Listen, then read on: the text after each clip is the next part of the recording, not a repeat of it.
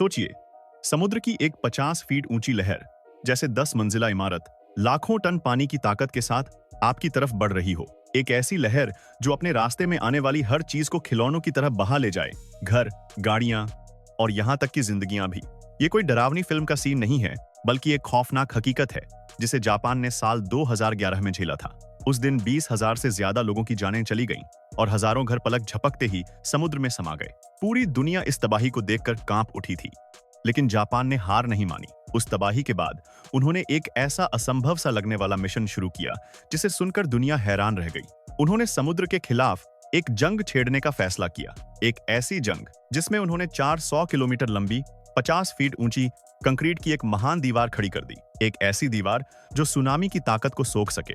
लेकिन सबसे बड़ा सवाल आज भी दुनिया के सामने खड़ा है, क्या इंसान की बनाई ये दीवार सच में प्रकृति के सबसे भयानक गुस्से, सुनामी से जापान को बचा पाएगी, या फिर यह सिर्फ एक और कोशिश है जो समुद्र की एक बड़ी लहर के सामने फिर से ढह जाएगी? आज हम इसी रहस्य से पर्दा उठाएंगे। और इतना ही नहीं, हम आपको जापान के उन अविश्वसनीय इंजीनियरिंग चमत्कारों की दुनिया में भी ले जाएंगे जहां उन्होंने समुद्र के सीने को चीरकर उसके नीचे सुरंगों का एक ऐसा जाल बिछा दिया है जो किसी साइंस फिक्शन फिल्म जैसा लगता है। तो दिल थाम कर बैठिए, क्योंकि आज आप जो देखने वाले हैं वो आपकी सोच से परे है। लेकिन आगे बढ़ने से पहले आपसे एक छोटी सी रिक्वेस्ट है। अगर आप हमारे चैनल पर नए हैं तो इसे सब्सक्राइब जरूर कर लें, और अगर वीडियो अच्छा लगे तो लाइक करना मत भूलिएगा। प्रकृति का प्रहार, 2011 का वो काला दिन। कहानी को समझने के लिए हमें उस काले दिन को याद करना होगा जिसने जापान की किस्मत हमेशा के लिए बदल दी। 11 मार्च 2011, जापान के उत्तर पूर्वी तट के नीचे समुद्र के 24 किलोमीटर अंदर धरती की दो विशाल टेक्टोनिक प्लेट्स आपस में टकराईं। इस टक्कर से 9.0 की तीव्रता का एक ऐसा विनाशकारी भूकंप आया जिसने समुद्र के पूरे फर्श को हिलाकर रख दी। लेकिन असली तबाही तो अभी बाकी थी। इस भूकंप ने लाखों टन पानी को आसमान की ओर उछाल दिया, जिससे एक 50 फीट ऊंची सुनामी की लहर पैदा हुई। यह लहर किसी आम लहर जैसी नहीं थी। यह पानी की एक दौड़ती हुई दीवार थी जो फाइटर जेट की रफ्तार से जापान के तट की ओर बढ़ रही थी। उस वक्त जापान के पास जो समुद्री दीवारें थीं, वो सिर्फ 26 फीट ऊंची लहरों को रोकने के लिए बनी थी। नतीजा, ये दीवारें खिलौनों की तरह टूट गईं और सुनामी का पानी शहरों के अंदर मीलों तक घुस गया। 20,000 से ज्यादा जिंदगियां खत्म हो गईं, 1.25 लाख से ज्यादा घर तबाह हो गए और फुकुशिमा न्यूक्लियर पावर प्लांट में एक बड़ा संकट खड़ा हो गया। जापान को समझ आ गया था कि उनका असली दुश्मन भूकंप नहीं, बल्कि सुनामी है। और इसी तबाही की राख से एक असाधारण संकल्प ने जन्म ली। कुछ भी हो जाए, 2011 को दोबारा नहीं दोहराने देंगे। कंक्रीट की महान दीवार, समुद्र के खिलाफ एक जंग। उस तबाही के बाद जापान ने इतिहास का सबसे बड़ा और सबसे महत्वाकांक्षी कोस्टल डिफेंस प्रोजेक्ट शुरू किया। मिशन था जापान के सबसे संवेदनशील उत्तर पूर्वी तट पर लगभग 400 किलोमीटर लंबी एक ऐसी दीवार बनाना जो भविष्य की सुनामियों को रोक सके। यह दीवार 45 से 50 फीट ऊंची होनी थी और इसकी नींव जमीन के 80 फीट अंदर तक जानी थी। यह सिर्फ एक दीवार नहीं थी, यह समुद्र के खिलाफ कंक्रीट और स्टील का एक किला था।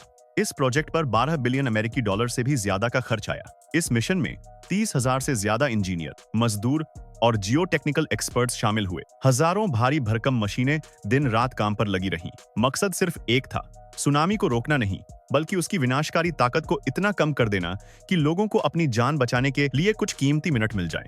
इंजीनियरिंग का शिखर, कैसे बनी ये अद्भुत दीवार? इस दीवार को बनाना कोई मामूली काम नहीं था, यह इंजीनियरिंग की परीक्षा थी। पहला कदम, लैब में सुनामी बनाना।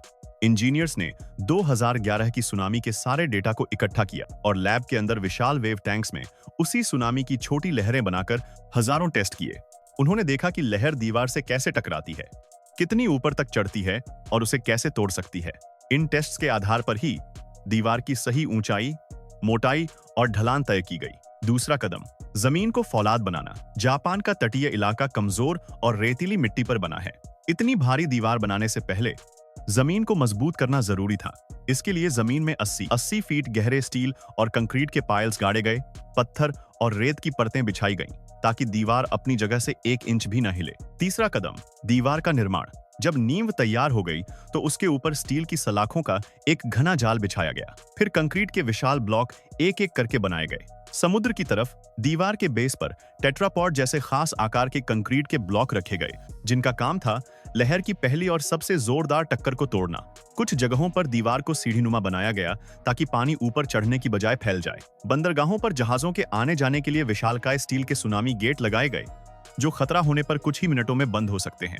यह प्रोजेक्ट इतना विशाल था कि 400 किलोमीटर के दायरे में एक साथ सैकड़ों जगहों पर काम चलता रहा। समुद्र के नीचे सुरंगें, एक और जापानी चमत्कार। जब जापान जमीन के ऊपर समुद्र को रोकने के लिए दीवारें बना रहा था, तो वहीं दूसरी तरफ वो समुद्र के नीचे एक और चमत्कार कर रहा था, अंडर वाटर टनल्स का निर्माण। एक द्वीप देश होने के नाते जापान के लिए शहरों को जोड़ना हमेशा से एक चुनौती रही है। पुल और जहाज मौसम पर निर्भर करते हैं, लेकिन सुरंगें 24 घंटे 7 दिन हर मौसम में काम करती हैं। जापान ने पानी के नीचे सुरंग बनाने की कुछ सबसे उन्नत तकनीकें विकसित की हैं। इमर्स्ड ट्यूब मेथड, यह सबसे हैरान करने वाली तकनीक है। इसमें सुरंग को पानी के नीचे नहीं बनाया जाता, बल्कि उसके विशालकाय खोखले कंक्रीट के हिस्सों को जमीन पर एक फैक्ट्री में बनाया जाता है। एक सेगमेंट कई 100 मीटर लंबा और हजारों टन वजनी होता है। फिर इन विशाल ट्यूब्स को जहाजों की मदद से समुद्र में उस जगह ले जाया जाता है जहां सुरंग बननी है। वहां पहले से ही समुद्र के तल पर एक खाई खोदी गई होती है। इन ट्यूब्स को धीरे धीरे पानी में डुबोकर उस खाई में एक एक करके जोड़ा जाता है। सबसे मुश्किल काम होता है इन ट्यूब्स के जोड़ों को एक 100% वाटरप्रूफ बनाना, क्योंकि एक छोटी सी भी लीक पूरी सुरंग को तबाह कर सकती है। जब पूरी सुरंग जुड़ जाती है तो उसके ऊपर रेत और पत्थर की मोटी परत बिछा दी जाती है।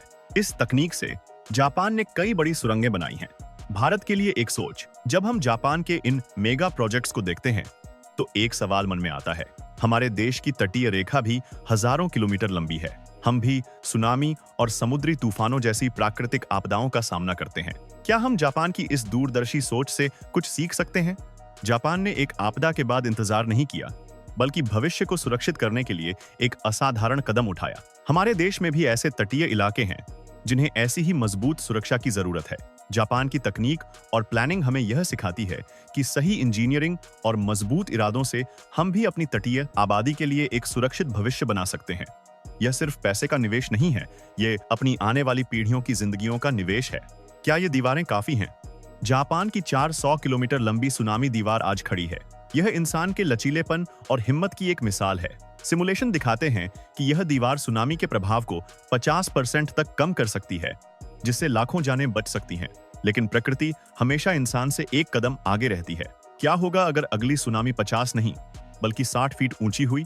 इस सवाल का जवाब किसी के पास नहीं है, लेकिन एक बात तय है, जापान ने अपनी तरफ से वो कर दिखाया है जो दुनिया में किसी और देश ने करने की हिम्मत नहीं की। यह सिर्फ एक दीवार नहीं, यह एक वादा है जो जापान ने अपने लोगों से किया है कि वो उन्हें बचाने के लिए किसी भी हद तक जाएंगे। आपको इस महान इंजीनियरिंग प्रोजेक्ट के बारे में क्या लगता है? अपने विचार नीचे कमेंट्स में जरूर शेयर कीजिए। अगर आपको यह जानकारी पसंद आई तो वीडियो को लाइक करें और चैनल को सब्सक्राइब करना न भूलें। मिलते हैं अगले वीडियो में एक और ऐसी ही रोचक कहानी के साथ।